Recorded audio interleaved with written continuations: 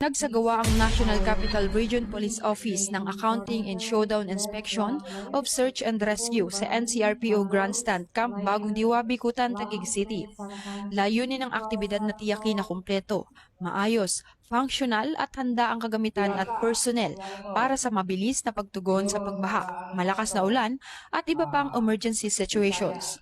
Sa kanyang welcome remarks, binigyan diin ni Police Colonel Edward M. Cutiug, Chief Arcad, ang kahalagaan ng kahandaan ng bawat personnel at kagamitan. Nagbigay naman ng guidance si Police Brigadier General Rodel A. Pastor, Acting Deputy Regional Director for Operations ng NCRPO, upang matiyak na handang ma-deploy ang anumang oras ang mga tauhan at rescue equipment. Mula sa ating Regional Director, Police Major General Anthony Abellada Aperin, ang NCRPO ay nagpapasalamat sa ating mga pulis, lalong-lalo na yung mga miyembro ng Search and Rescue natin dahil parating nandyan at handa na tumugon sa mga nangailangan pagdating sa mga ganitong sakuna.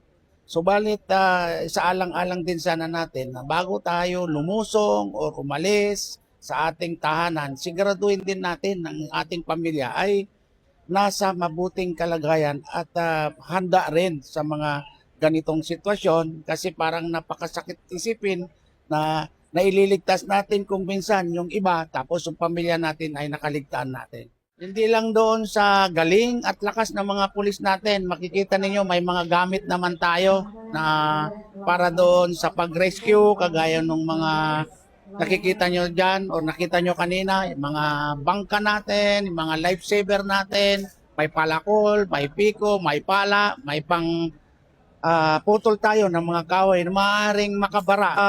Tao ang ating tutulungan. Nakiisa rin sa aktibidad ang personnel ng Regional Mobile Force Battalion sa pamumuno ni Force Commander Police Colonel Celso M. Rodriguez bilang bahagi ng kahandaan ng Bahay Agila sa pagtugon sa mga emergency at kalamidad sa Metro Manila.